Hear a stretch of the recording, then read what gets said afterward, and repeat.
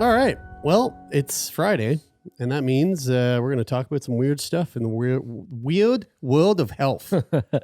Yo, guys, So we're weird.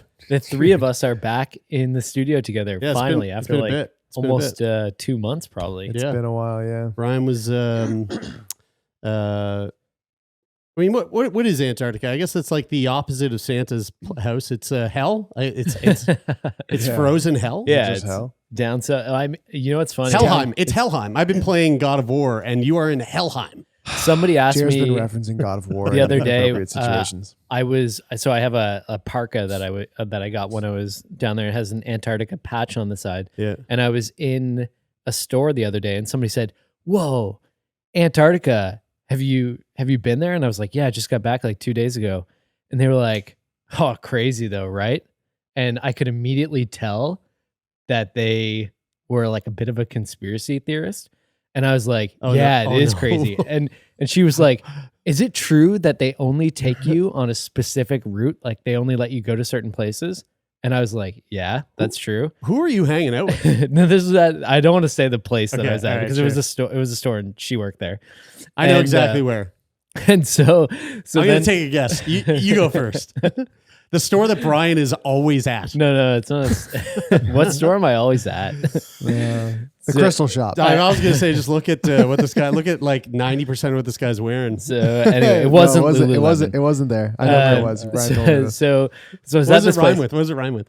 Rhymes with Spesh by? no. It rhymes with mild peak. Yeah, that's right. I was Uh, trying to remember what the name of the place was. So anyway, I was there and she said, "Is it true that they only take you on this specific route?" And I was like, "Yeah, it is true." And I was like, "I also saw the wall." And she was like, Oh, you said Whoa. you said you saw the wall. You fucker. and she was like, "That place is real?" And I was like, "Yeah, it's totally real." And she was like, "I wonder what's on the other side." And I was like, "I don't think anything." And she was like, "Me too. You know about that?" How And I was incredible would it be if like a conspiracy theorist is like that you could just go, yeah, you could just go and observe it. Yeah. It's yeah. like it wouldn't be a conspiracy theory if you could just go and see it. There would be pictures of it. Well, Yeah, there would be. that's wild, Brian. But do you want to hear something even more wild than that? Tell me. Parents welcome twins from embryos that were frozen 30 years ago. Oh yeah, how nuts is that? What? I actually Yeah. didn't. Someone sent that to me, and I opened the link, and I was like, I was going in the elevator or something, and I couldn't read it, and I just kind of skimmed the headline and stuff. And so was it older people who had the baby, or were they just old embryos? No, just old embryos. So April 1992, Vanessa Williams' Save the Best for Last topped the Billboard 100. Arkansas Governor Bill Clinton was running for the White House. Who's the Boss aired its final episode. Wait. And Oh, the yeah. babies born to Rachel and Philip Ridgway a couple of weeks ago were frozen as embryos. So Rachel and Philip Ridgway are the new parents of the babies that were the twins that were embryos that were frozen almost as long ago as I've been alive. On October 31st of this year, Lydia and Timothy Ridgway were born from what may be the longest frozen embryos to ever result in a live birth, according to the National Embryo Donation Center. The previous known record holder was Molly Gibson, born in 2020 from an embryo that had been frozen for nearly 27 years. Molly took the record from her sister Emma, who was born from an embryo that had been frozen for 24 years. Okay, wait. So Crazy. because it was the same couple, does that mean that they froze them when they Nope. were like 20? It's not Okay. even their embryo. No. Yeah, someone Okay. else's embryo. Yeah, so the father, Philip, said there's something mind-boggling about it. He said when he and his wife cradled their newborns in their laps at home outside of Portland, Oregon, he said, "I was 5 years old when God gave life to Lydia and Timothy, and he's been preserving that life ever since." In a sense, they're our oldest children, even though they're our smallest children, Ridgway added. The Ridgways have 4 other children, ages 8, 6, 3, and almost 2, and none of those children were conceived via IVF or donors. The embryos were created for an anonymous married couple using in vitro fertilization. The husband of the embryos was in his early 50s, and they used a 34-year-old egg donor. The embryos were frozen on April 22nd, 1992. I wonder, does it say what the reason was behind choosing that embryo? Yeah, I mean, they kind of go into it a little bit. So these embryos, they sat for 3 decades in storage on tiny straws that were kept in liquid nitrogen at about 200 degrees below zero. Wow. In a device that looks like a propane tank. Guys, I have an embryo that's in a freezer right now. At your house? No, it's at a special place. These embryos were kept at a fertility lab on the West Coast until 2007. So they sat there for years. Wait, Taylor, are you paying storage fees? Yeah. Actually, you have to pay like a Interesting. monthly. Is it a monthly amount or yearly? It's an annual amount. How much is it? Is it more than a storage unit? Yes. Oh, yeah? How much is it? I believe it's $800. A month. That's Sorry, not more than a month? storage No, unit. no, for a year. Oh, dude, storage units are way more than that. Are Yeah, Yeah, like oh, yeah. minimum $100 a month. for a No, I storage bought a unit. storage unit not that long ago. I immediately got rid of it, but it was like I suppose it it depends on the The unit size. and the size. was like $50 and location. Yeah, I think it's either. Yeah, I'm pretty sure I think it's like $800 or $900 a year. Well, these embryos were kept in a lab on the West Coast until 2007, when the couple who created them donated the embryos to the National Embryo Donation Center in Knoxville, Tennessee, in hopes another couple might be able to use them. The 5 embryos were overnighted in a specially outfitted tanks to Knoxville, said Dr. Jordan, the Ridgway's doctor. Taylor, I need to ask. I'm still curious. So you pay this annual storage shut the fee. fuck up. Brian, ask your 'Cause question. I need to know this. So you pay this annual storage fee. Uh-huh. If eventually you're just like, fuck it, we don't we don't want to have another baby. We don't want to use it. Mm-hmm. What do they do with it? Do they just dispose of it, or do they use it for somebody else? You choose, I think. That's right. Yeah, okay. Yeah, so you can choose to do what this couple did, which is donate it to. I mean, we would of course donate it. Yeah, you could donate it But- for somebody to use. You could donate it for research. You could donate it to be I don't know, like vivisected by like med students and stuff like that. So the couple, they said, we've never had in our minds a set number of children we'd like to have. Obviously, they're up to 6 kids now. Yeah. We've always thought that That's a we'd lot. have as many as God wants to give us. Okay. That's interesting because Cheers passing like- subtle judgment over Well, here. I'm just curious.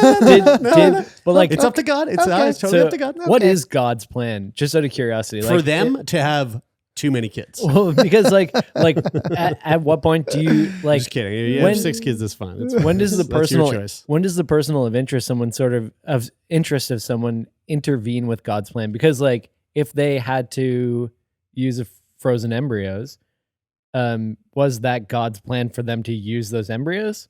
So Yeah. Or are they intervening Everything a little that bit? happens is God's plan. yeah, Even if you decide to It was God's Intervenes. plan for you to decide that. Okay, perfect.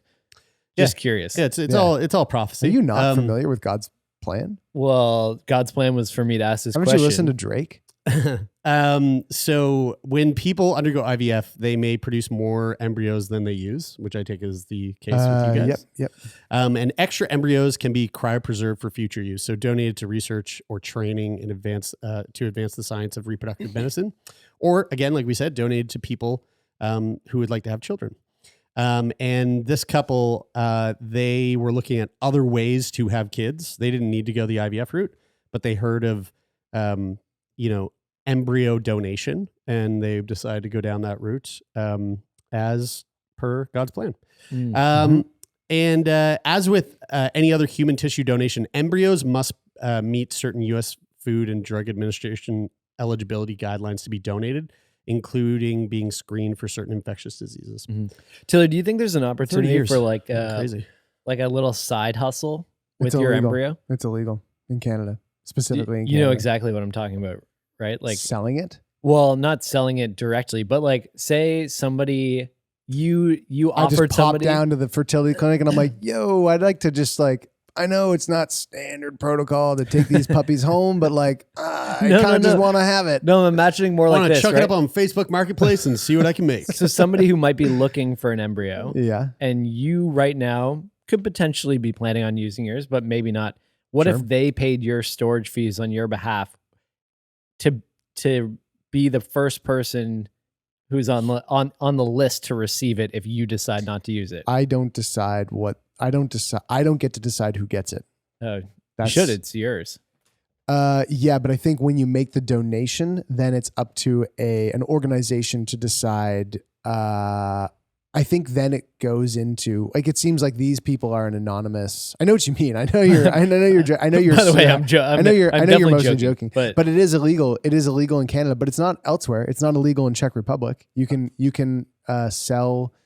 You can sell. I'm not sure if you can sell embryos. You can sell eggs for sure. Mhm.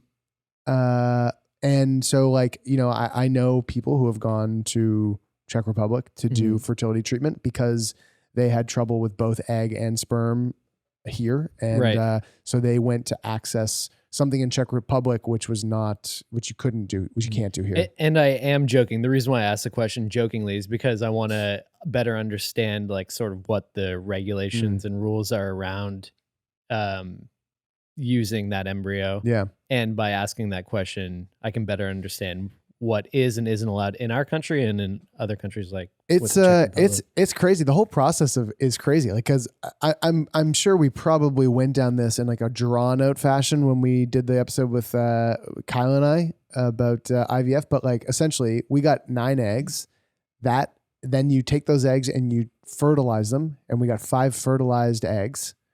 And then those 5 fertilized eggs ended up in 3 embryos. And then, so you see how like this is a process of elimination at like every step. Yeah. So 9 became 5, which became 3, which we put 2 in. 1 survived, 1 became Zaya. No idea which one is which one. They grade your embryos. What do you mean 1 survived and 1 became Zaya? We put 2 embryos 1 in. survived and that one became Zaya. Sorry, yes. 1 survived and became Zaya, and the other one did not survive. So like there was a chance, there was like a 15% chance or something like that we would have twins. Yeah. So, and they get graded. So like you basically get like an AA rating on one of them, and there's like, and they rate them based on like the shape, and there's a whole bunch of things. So we actually have no idea whether the one that became Zaya was like the top rated one or this like lesser rated one. Wait, why don't you know that? Because you can't, they put them in and they can't tell which one's which. I see. And then we've got one in storage. Right. What's that one rated? The one in storage? I can't remember. S tier? They were all like relatively quite. The reason I want to just make this clear. The reason why I made a little chuckle about God. Chuckle about the God part. I have no problem with I don't believe in God, but if you do, that's great. But I do want to say he won't be friends with you, but no, it's okay. I've got lots of religious friends. But I do want to say that so this couple they referred to this as embryo adoption, which is not correct. It is separate from adoption. Embryo donation and adoption are, adoption is a completely separate thing. Adoption is taking in someone who is already alive. You're not adopting an embryo. It just doesn't work like that. But that's what they called it. That's what he calls it. That's what the family calls it. The doctors, unofficial term. The doctors very officially said that's not what this is. That's what pro-lifers refer to it as. Well, yes. So the National Embryo Donation Center, which is the people behind this this embryo becoming a thing for this family. This whole like adoption thing has been kind of wrapped up in like a cultural debate. Primarily in like faith-based, heavy conservative leaning organizations. So the National Embryo Donation Center is a private Christian-led organization. And it requires recipients to pass a quote family assessment and says that couples must be a genetic male and a genetic female who have been married for a minimum of 3 years before they're willing to allow them to go through with the procedure. So Ew. specifically It's with getting, it's a bit like, Ew. okay, well, is that God's plan? I don't know. so I don't know if that's but the way God feels. but that's just about this organization. Yeah, yeah, which in particular. matches people with an embryo that's Yeah, already been that's right. created. Okay. Yeah, and the center says it's helped with the births of over 1,260 conservative children. My problem with these I didn't even notice that you said that. I thought it actually said that in the article. But my problem with these organizations that are faith-based, my problem with the faith-based organizations like this is the way that they name themselves. Like the National Embryo, what is it called? It doesn't sound very religious. Right, it's not. It's Yeah. intentionally not Yeah. because Oh, yeah. it's intentionally misguiding Oh people. yeah, well I mean that's that why is a that's faith-based why you organization. get a lot of like pop-up organizations. I mean it may be even in this city in the North End of a space that is that has nothing. The name has nothing to do with anti-abortion, but everything they do is anti-abortion. And Yeah. you could walk in there and be like, "Hey, what are you guys up to in here?" And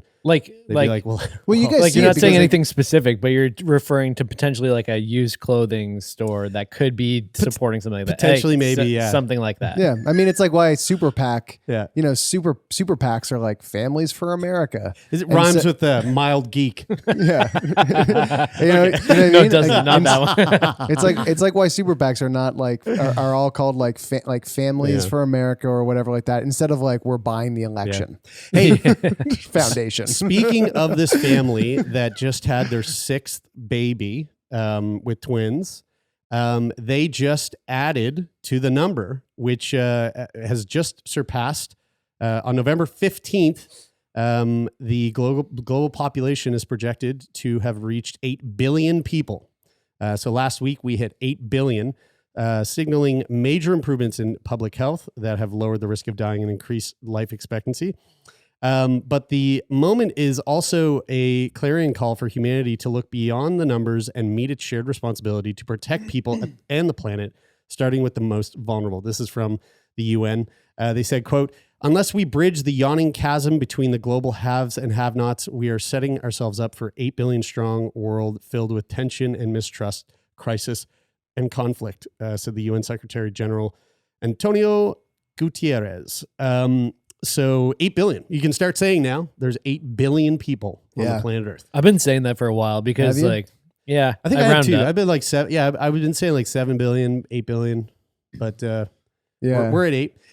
But in that same breath, there is an Israeli-led research group that just released their latest study that says that sperm counts worldwide have plunged 62% in under 50 years. Whoa. how nuts is that? Crazy. So the study sounds alarm bells for both male fertility and for male health in general, its authors said.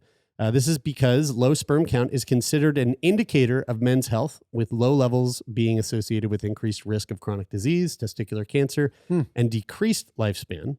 Kind of interesting to put these two things together, the 8 billion strong followed up by Yeah. this immediately.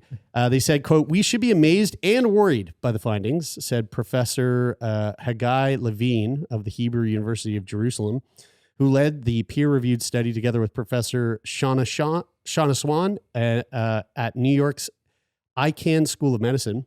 Shauna Swan was the woman who wrote the book Oh, yeah, right. that Aaron Brockovich covered Yes. in that Yeah. piece. The trend of decline is very clear, they told the Times of Israel. That was about the forever plastics. Yes. PFCs or Yeah. something like that. This is a remarkable finding, and I feel responsible to deliver it to the world. The decline is both very real and appears to be accelerating. Levine's last study on sperm count was back in 2017. It garnered widespread attention after it reported that sperm counts among men from America, Europe, Australia, and New Zealand dropped more than 50% between 73 and 2011. Mhm. The See, new study, which covers 73 to 2018, has 7 more years of statistics and is far wider in reach, covering 53 countries. Wow. When you Children of started men. talking Yeah. about the population reaching 8 billion, sorry, I was thinking of a controversial figure right now, Elon Musk. What he has been saying quite a bit is that we actually aren't facing a rising population.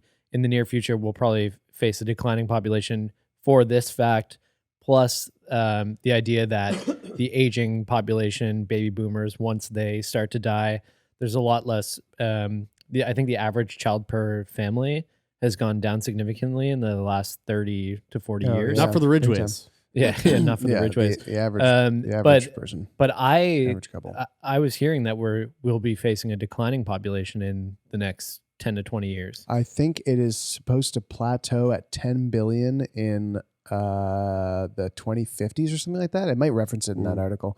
And then I think plateau, I don't know how long the plateau is for, maybe like 20 or 30 years. And then I think we're probably facing a declining population by estimates, like near the 2100 ish range. And that will be devastating for everything across the board.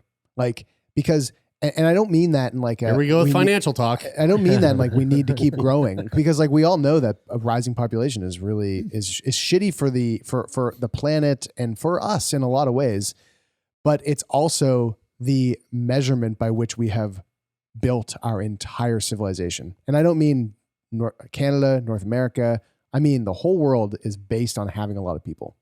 And the world will have a very, very intense reckoning when the population starts to decline. I doubt it because Interesting. Because I think that the declining population will be replaced by robots. Okay. I mean, I'm not going to say you're wrong. I'm probably right, to be honest. Just get replaced with AI. It's so great that like this podcast will probably still exist in some capacity 30 or 40 years from now. And somebody will be listening back to this in the year like 2060, in the year 2000, 2070, and they'll be thinking, wow, Brian was really right. That's making the assumption, and I'm not saying you're wrong because you could be right, but it's making the assumption that those two things happen in sync together. Oh, I'm not assuming that. That assumption has to be made. That is a built-in assumption.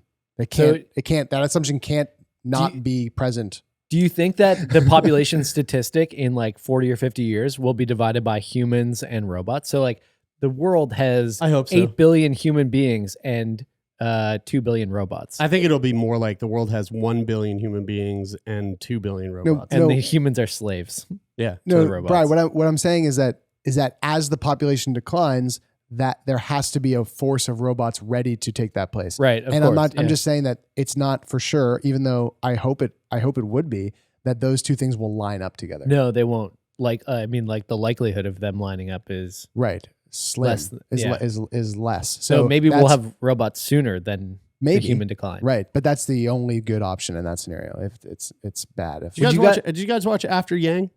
I did. Yeah. No. You should, oh my you God, really should. Really good. You'd love really, it. really should. Yeah. Did you guys watch Stutz yet? Not yet. No, I haven't. But we'll really watch should. it for next week and talk about it next Yes, week. please. Here, this has all kind of been a bit of a bummer. So let's throw to something that's not as much also kind of a bummer, but very interesting, nonetheless. So this is a commercial, and before I play it, what I will say is that embedded in the commercial is an accessibility feature for people who cannot see. So it's like audio descriptive audio during the commercial. So if you're wondering who the narrator is, don't be surprised. A shop called What's in Store is open for business. Security cameras show that nearly all the products on the shelves are blank and have no information on them. A woman walks into the store. She looks at the blank products and is very confused. So this is like reality TV. Something you're particularly looking for? An explanation? One by one, more customers enter, each as confused as the last.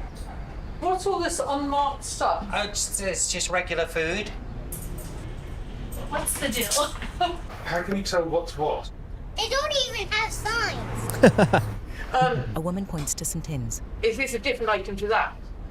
Not necessarily, no. This is crazy. Are you sure this isn't some kind of massive joke? So you don't know what it is? No, I don't. No, you know, obviously, but how do we know? No, I don't know either. The title reads, "Everyone should have the right to know what they're buying." Yet 9 in 10 blind and partially sighted people find it difficult to access crucial information on packaging. There's no nutrition value, there's no fat, there's no salt, there's no sugar written on the labels. What do you know what you're getting? What if you have a nut allergy? Good question. My mind is working overtime right now trying to figure this stuff out. So just imagine if this was your regular shopping experience, like if you went to... This is the regular shopping experience for somebody who's partially sighted or blind. Right, I see. Quotes from people with sight loss read, "I have to depend on others to read it for me. It's denying us our independence. I want manufacturers to take notice." A title reads, "We're working with brands and supermarkets to make their packaging more accessible. But there's still more work to do. Find out how you can help at rnib.org.uk. RNIB. See differently." Yeah, that So- gave me goosebumps. Right. So Yeah, that's RNIB is the Royal National Institute of Blind People. Well, I got to say one thing about the audio, the descriptive audio.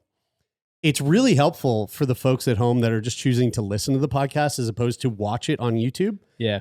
Because I didn't really feel the need to have to describe anything that was happening in that video. You kind of really, you really fucking get it all. Totally. Yeah. Like it'd be great if we could have that descriptive audio pretty much in every YouTube video that we show on the podcast. I mean, you are sort of that. I am sort of that, but I'm not nearly as good as that woman. I mean, she nailed it. She's got it dialed in. She fucking nailed it. But it's good. It's a learning lesson Yeah. for us too, even in the work that we do. Like Yeah. sometimes though, even though we work in this space, Yeah. sometimes the content that we create is not fully accessible. And that's something that I thought was really interesting about this this sort of infomercial was that that's something I've never thought of. That's something I've never considered. And we've spoken to people who are blind on the show a number of times, in particular talking about like accessibility issues. One episode that comes to mind is the woman in the U.S. who basically got into like a sort of spat with Samsung, I believe, because she couldn't tell how to do her laundry because there was no, it's like you go to your laundry machine, those new ones, you're just twisting a dial and all you hear is ding, ding, ding, ding, ding. Mm-hmm. You have no idea what's what. Like, are you doing a normal wash? Are you doing a fucking cold wash, a hot wash? Are you, is it just a spin cycle? Like, what are you doing?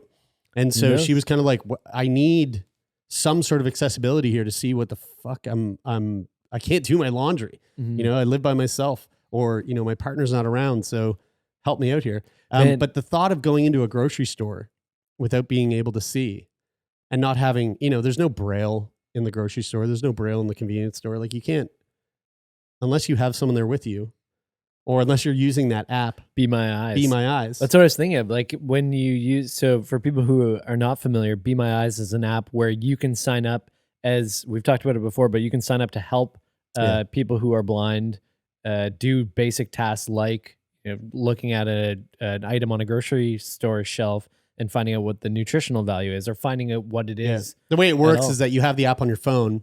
Somebody who is blind is the user on the app. They request help. It randomly selects a phone number, calls you on it calls your phone, and then you kind of open up it's like almost like FaceTime, and then they're using their camera for you to see. And they asked, bro, didn't you get a guy that was like, he was going for a job interview and he couldn't figure out which shirt was like the red shirt? Or Yeah, something? I did it a couple times. I helped somebody find the right color shirt. I helped somebody find out how long you should cook like a microwavable dinner for. Yeah, right. I helped somebody find the input button on a TV remote. There you go. They're like, but it's interesting to because like, Geez, I feel like my mom could use that app to call you to be like, hey, how do I figure out Roku? yeah, just like Yeah, a general tech support request. How does AirPlay work? Yeah, peer-to-peer tech support. It is interesting though, because like, and even, I mean, my own ignorance in using that app, like it feels good to be able to help someone, but even in those experiences that I've had, I didn't think of I've never really thought of like how fucking hard it would be all encompassing. to Be My Eyes is really just like a shortfall for or windfall for a bigger problem that exists. Yeah. That they can't solving the problems that need to be solved like en masse. Like going, oh, wouldn't it be great if we didn't need to use Be My Eyes to figure out what I'm eating? Yeah. Mhm. You know, one thing I've noticed, and I feel like this must be an answer to an accessibility issue. I've noticed now in using my streaming apps, you know, Amazon Prime, Netflix, Disney right, Plus, as soon as I start up a video, it's automatically feeding me the subtitles, like closed captioning, and specifically closed captioning with the is like SDH. So it's like it's not just the words that are being said, but it's also the closed captioning for like the sounds. Yeah, and, like if they make a sigh or something like that. yeah, or like you know, like a Door a opens. babbling brook in the background, like that kind of thing. And I remember when it happened the first time, I was like, "What the fuck? Why is this on? Like, did I put this on one day and just forget to turn it off?" And then every time I bring it up, it's on, and I'm like, "Oh, that's why." Right? It's like the Nova Scotia donor program that you gotta opt out. You gotta of opt it. out. You gotta opt out of it now because it's obviously easier for us to opt out than it is for somebody who's blind or To deaf opt in. to opt Yeah, in. right. Exactly. You yeah, know? which I think is great. I think it's a great me too. great feature.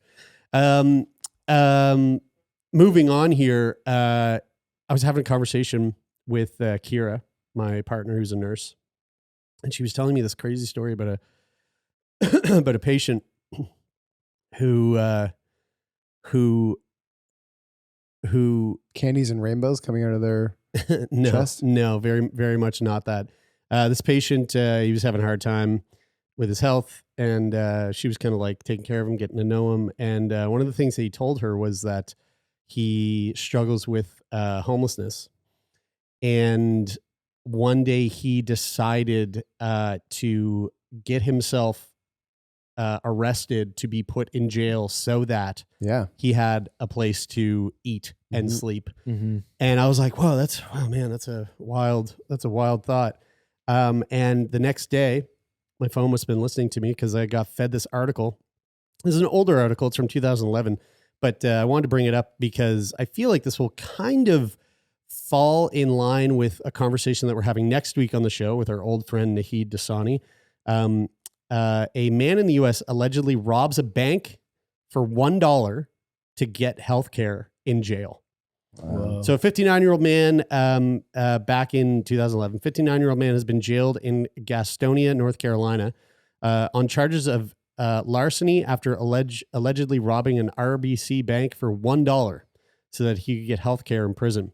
Richard James Verone handed a female teller a note demanding the money. I love that it was $1 and claiming that he had a gun, according to the police report. He then sat down and waited for police to arrive. I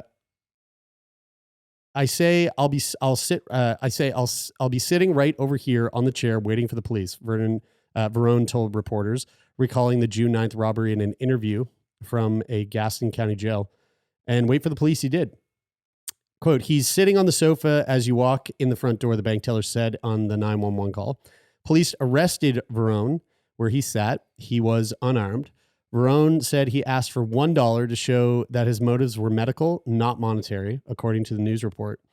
With a growth in his chest, 2 ruptured discs, and no job, Verone hoped a 3-year stint in prison would afford him the healthcare he needed. He said, quote, "I'm sort of a logical person, and that was my logic, what I came up with," Verone told reporters. "If it's called manipulation, then out of necessity, because I need medical care, then I guess I'm manipulating the courts to get me medical care. But the charge of larceny, not armed robbery, is unlikely to keep Verone behind bars for more than 12 months. He's being held in Gaston County Jail on a $2,000 bond, according to a spokesperson from the jail, and is scheduled to appear in court June 28th. But that was 10 years ago. Yeah. Man, that's, that is, have you guys ever seen the movie John Q? No. Denzel Washington. Oh, yes. Like years and years ago, His like son mid 2000s is sick, or something. right? Yeah. His son has like a sudden heart issue. I feel like he collapses at a sports game or something like that. And he needs a heart transplant. And it's going to be like something, $350,000 or something like that. They're going to have to pay. And, they're like a lower middle class family and he can't pay it. So he goes into the hospital, I think the emergency room, and he takes the emergency room hostage. Yeah. And his demands are that his son get a heart transplant. Yeah. Anyway, so just Wild sort of movie. like, Yeah. it is quite wild. And like the relationships that he develops with all the people that are in there. And it's like a 15-year-old movie or more, so I'm not spoiling it for anybody, but I believe he creates some like pretty deep relationships with the people that he's taken hostage. Yeah. And I think that I feel like they end up being like, we're not leaving until this kid gets a heart transplant. Like they buy into his motives, and it's just similar to this. Like it tells a big story. Man, what a broken system though. Oh, man. Right? Like when people have to resort to doing things like that just to get a basic level of care. I mean, and that's why I brought this up, because next week we're going to be talking with Nahid about the broken system here in Canada, where people are resorting to applying for MAID because they can't pay their rent, or they can't pay for their food. But what I don't get in the U.S. system, and this is something that I would like, I'm not saying this. I'm not saying like this. I'm not saying I don't get it like a criticism. I'm saying like I actually don't understand. I want someone to explain it to me, because I know that I believe that there is that they have to treat you if you are. Like if you're unwell, I think they have to, like the Hippocratic Oath, I think is like saying we have to treat you, but they have to, I know that then there's a price to that. And if you can't pay it, is it really just, you can get treatment, but if you can't pay it, then that just like unleashes a deluge of financial despair for the rest of your life, where like, you could never get a credit card, you could never get a house, you could never get a car, you could never get a job. Like all these things, maybe not a job but is it that it releases that, or is it that somebody simply, because I believe if you go in with problems, they still have to treat you, I think. I don't know. That's a good question. Yeah, I don't know either. I mean, like I remember being in the States for yoga teacher training, and a gal from Ontario came down with like a pretty severe lung infection. And I feel like she wasn't insured, but she got admitted and they treated her. But like she ended up coming out of it with like a $40,000 because I think our government will pay the bill right up to a certain extent, or maybe it's like, for this but not for that, or something. Not like if that. you're traveling without insurance, though. Really? Yeah, I guess you're right. so. Yeah, I guess you're right. Yeah. Or they will pay the bill, but then you need to spend the next 17 years just picking up garbage on the side of the highway. To be fair, to play devil's advocate in that situation, like I don't think our government should be responsible to pay someone's bill if they willingly don't get health insurance when they're traveling abroad. You should always get health insurance when you travel. This is not an ad for like RBC or whoever, but like if you like paying for a flight with your credit card is it comes with so many incredible benefits that you wouldn't even know existed. I think it depends on the card too. Yes, it does, but I think like if your card is silver, good luck. You need a black card that's made of metal. I think most basic credit cards have a lot of features that you never even know they have. That's why they give you those features, because you'll never use them. There's just a bunch of them on a list, and the majority of people don't know what they're entitled to. Like I just went, and again, this is fucking way off topic and not to do with anything, but like I was just in Europe. So why are you saying I rented a car for a month, and I was given the option to spend an extra 1,000 euros on car insurance for a month. And it's like, if I didn't read this section of my credit card agreement that says that I have an auto insurance for rental cars through my credit card, I would have been out of an extra $1,500. Yeah. Mm-hmm. Let's have a little cheer up with a couple of TikToks that made me chuckle this week. Do you don't want to talk about insurance more? No, I definitely don't. This one reminded me of my childhood. So we've got a toddler on a nebulizer. And dude, he's got your energy so hard. He's just sitting on a nebulizer. And That's how you sit, dude. parents put, That's how you sit. When you're on a couch, you almost exclusively sit like I this. love it. I love sitting like that. That's great. And closed captioning here. Nice You're comfort. sitting with your knees up and your feet on the chair. Yeah. You know, I meant to say this, but we kind of bypassed it when we were talking about the accessibility commercial. I went to see Shakespeare by the Sea, I think last summer. And I was with you. at Shakespeare by the Sea. Oh, right. And we were both probably like, what the fuck is happening? Because at first I didn't get it at all. I got it because I'm more empathetic than Right. you. Yeah. Because you feel other people's pain and I don't. It's true. And You should have seen Taylor when we put on All Is Quiet on the Western Front, and the subtitles came on immediately, and he was like, "What the fuck, man? What the fuck does this shit come on automatically?" And I was like, "Well, first of all, Taylor, it's a German movie. Secondly." I'll play along with that. Before the show starts, all the actors in the play, they line up and they're like, You told me about hey, like I'd be like, hey, I'm Taylor. I'm 32. I'm a white male. I'm wearing a green hat. I'm wearing navy pants. I'm wearing a black hoodie. And I am playing the role of Puck. Yeah, and then that was it. And I was like, and now I'm spinning. I was like, why is everyone describing their features so descriptively? Yeah. I couldn't believe that you didn't know why they were doing it, because it was like, I mean, I can understand that it just took me a beat. That you wouldn't be expecting that, because I think this is a new. Typically, you and don't see that more at common the thing. theater. But as soon as they started doing it, I was like, that's cool that they're doing that here. Yeah. Good. That's Yeah, good. you think you're better than me. That should Whatever. It happen. doesn't matter. Here's another TikTok. This one didn't make me chuckle, but it did make me go, "Whoa, that's wild." Actually, the reason I'm bringing this up is because this week on Turn Me On, my other podcast, Bridie and I sat down with our friend Jess, and we talked all about periods and period trouble.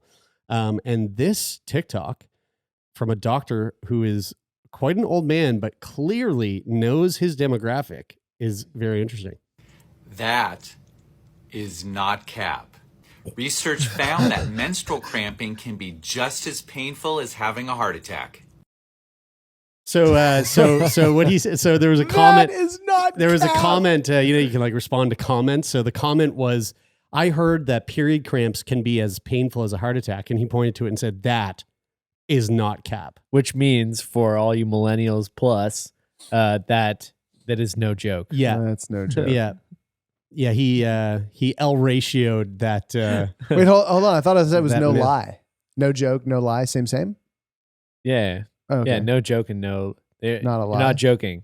No capping. No cap. Capping Okay. is lying. Yeah, right. You Yeah, capping? Yeah. Yeah. You're not lying. So yeah, no Yeah, cap that's though. true. No cap for real. On God, baby girl, no cap. Shit, Period dead- pain. dead Period ass. pain can be as painful as a heart attack. Man, isn't it crazy that we'll just never? I'll never know. Dude, isn't it crazy? I can that- only read it. Isn't We can it cra- imagine. Isn't it crazy that we don't have? I don't know if you can. Isn't it crazy that we don't have period leave? Yeah. Like that's Yeah, a it crazy. is, yeah. That to me is a crazy thing. Well, but I think it's There are some countries that do. I think it's all tied into itself in some way. Like it all comes back to just like we're not vocal about it, and that's shrouded in like shame or Yeah. secrecy, and that we feel like we need it to be a much more private situation because Well, I mean, I will push back on that. There are lots of people that are extraordinarily vocal about it. no, It's just I that- mean on like a scale, like a scaled level. I think, and I don't mean that people aren't talking about it. I just mean that like it is looked at as like such a private thing that it ends up being something that not enough people know about or are aware of. I think it's less that. I think it's less that it's looked at as a private thing. I think it's more so looked at as like, well, this is just your life. Deal with it. Mm-hmm. You get this once a month. Fucking deal with it. It's not, like it comes back to the conversation about like women's health not being taken as seriously as men's health. I think that's the greater issue. It's that it's looked at as like, well, It could potentially Yeah. also be the fact that like 95% of CEOs are dudes. yeah. I mean, like that. I mean that which I think kind of plays into what I just said exactly. You know, it's like it's just like it's not an issue that we should care about it, like, which I do. That's not what I think, but like that's the way that You it's said kind of it. viewed. I'm gonna it. cut Clip just it. that, and that's gonna be the clip that we post. Don't say you didn't say it. You know, it's Twitter. like the conversation we had on the podcast this week with Jess Taylor. She experiences like really intense period pain. Has like a lot of different period problems, and was diagnosed with a type of PMS that is it's a different type of PMS. I should remember it. We recorded it weeks and weeks ago now, but it's less about the physical pain that comes with periods and more about the mental health related issues that come with her period pain. So much so that she's on antidepressants because of her period. And it's like, that's just not being talked about. That's just not being covered. That's not being like focused on in terms of women's health. Super interesting. Endo too is like another perfect example of just like, I don't know. We still don't really know enough. So two things, one thing really short and one thing more detailed. So the first thing is something that I would love to talk about to somebody on the podcast, meaning like a researcher, professor, doctor, et cetera, is Kylo is telling me that it's really common that if you historically have had like really mild period, like a really mild period where like you don't really have symptoms. Like Kyla's really never dealt with cramps or anything like that, PMS symptoms, and that once you have a baby, that can like completely flip on its head. Oh, yeah. And I don't know if those symptoms become more severe for like indefinitely, or if it's like short term after it's supposed to be after your period returns after pregnancy. So that's something I'd be really interested to tackle. But so you guys know I'm really into Peter Attia's podcast. You know that part. I know you guys love Andrew Huberman. So Andrew Huberman was on Peter Attia's podcast, and they did like a deep dive into a bunch of different stuff. And one of the most interesting things that they covered was what Andrew Huberman asked Peter Attia what he thought was one of the biggest clinical, not malpractice, but one of the most clinical failures in medicine in the past, like recent history, like the past 30 or 40 years. And Peter Attia's response was the shoddy research that led to a complete lack of hormone replacement therapy for women.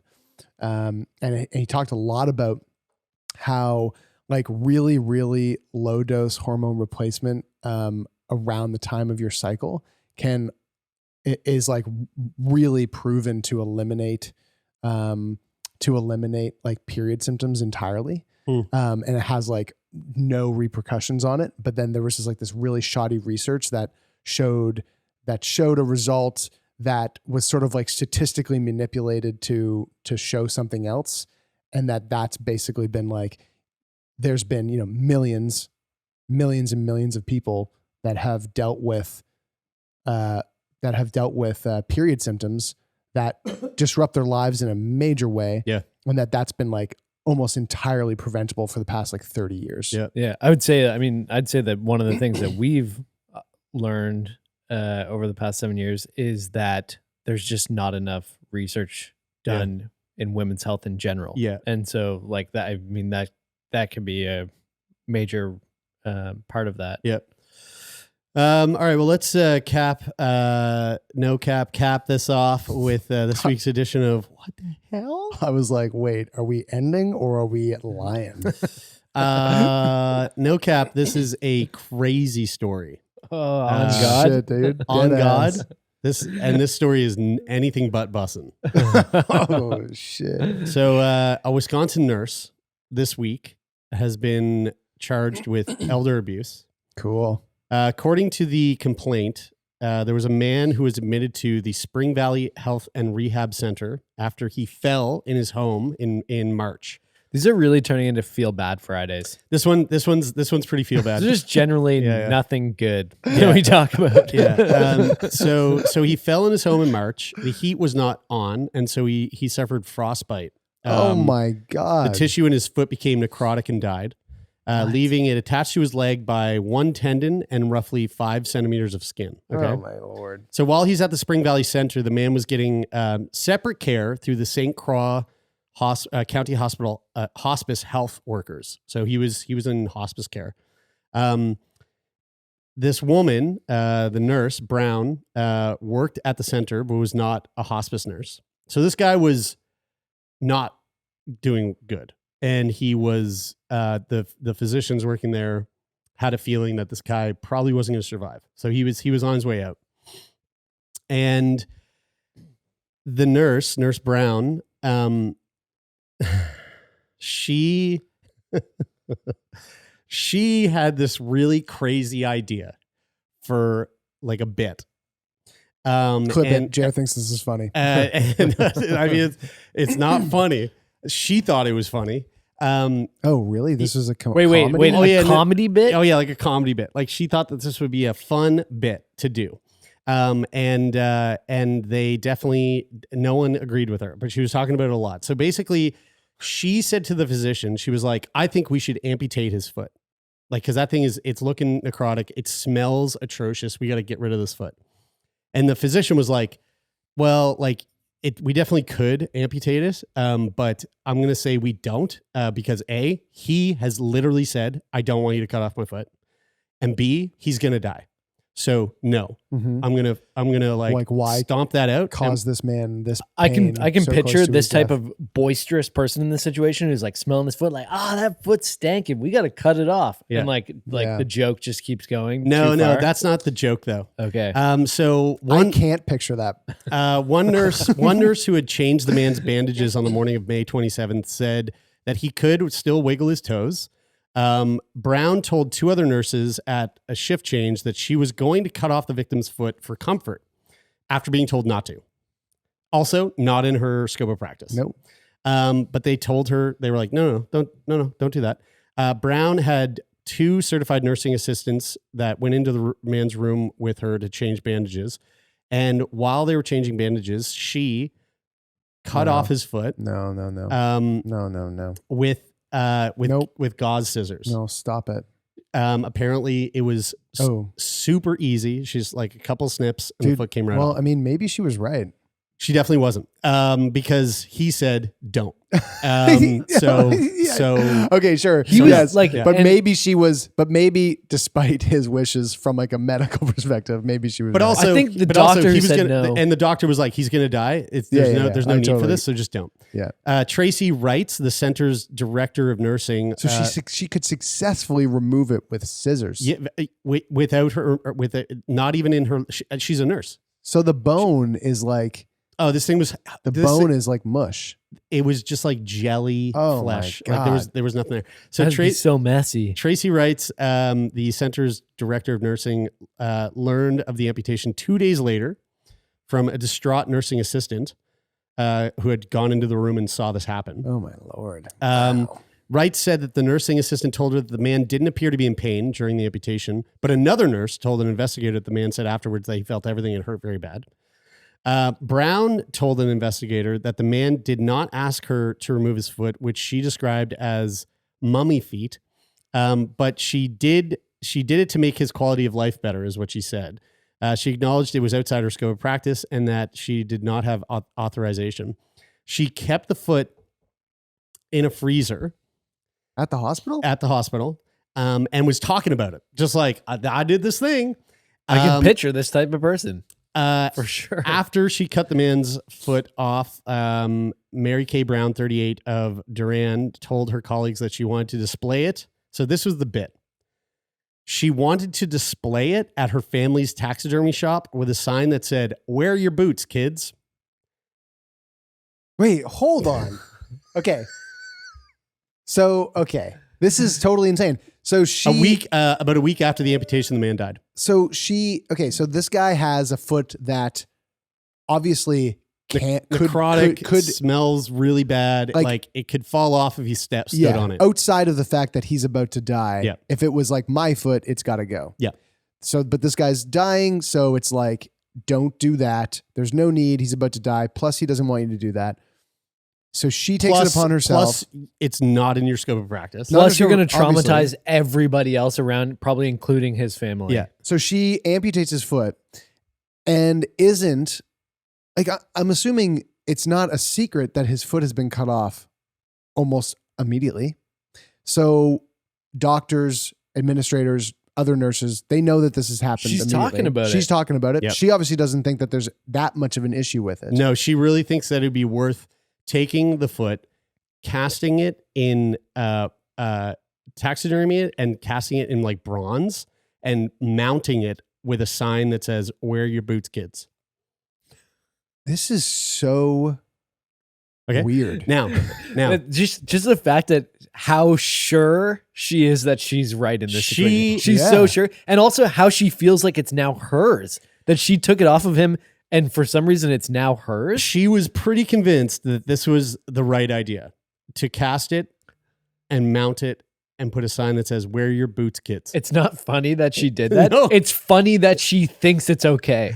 I mean, I don't even know. I would argue that that's not even funny. I mean, I'm laughing because I feel It's uncomfortable. so crazy. Yeah. Brian thinks it's funny. Clip it. Now, guess how much time she's looking at? 12 years. She is facing potentially up to over 90 years in prison. Why? I mean, Yeah. that's all. I mean, That's a lot- obviously, that's a long time. obviously, long time. obviously, anybody with a 90-year prison sentence dies in prison. But like, She's 40. yeah, so she's going to die in prison. Yeah. So Is it what's worse the- than murder? Yeah. Well, so there's argument that What's the charge? the guy died a week later. But obviously he was going to die. And the complaint gives no indication that the amputation hastened his death. But the charge is 90 years? elder abuse. And of course, like going outside your scope of practice, like, all those things. 90 years. I mean, That's a pretty high sentence. I mean, you I mean, I don't. if I like, how about this? If I cut off your foot and you said, "Please don't cut off my foot," and then I cut off your foot and you lived. Am I in a hospial?